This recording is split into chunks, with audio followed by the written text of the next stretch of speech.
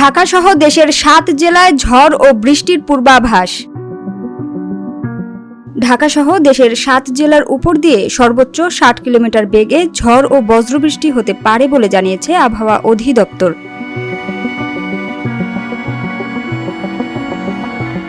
শনিবার ভোর ৫টা থেকে দুপুর ১টা পর্যন্ত দেশের নদীবন্দরের জন্য দেয়া পূর্বাভাসে এমন তথ্য জানানো হয়েছে।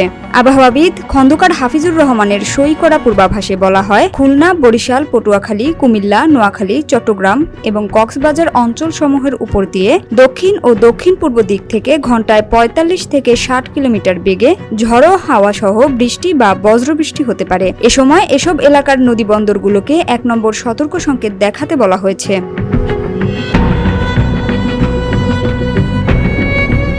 ১২০ ঘন্টার পূর্বাভাসে বলা হয়েছে, আজ ঢাকা, খুলনা, বরিশাল, চট্টগ্রাম ও সিলেট বিভাগের অনেক জায়গায় এবং রংপুর, রাজশাহী ও ময়মনসিংহ বিভাগের কিছু কিছু জায়গায় অস্থায়ীভাবে দমকা হাওয়া সহ হালকা থেকে মাঝারি ধরনের বৃষ্টি বা বজ্রবৃষ্টি হতে পারে। সেই সঙ্গে সারা দেশের কোথাও কোথাও মাঝারি থেকে ভারী বর্ষণ হতে পারে।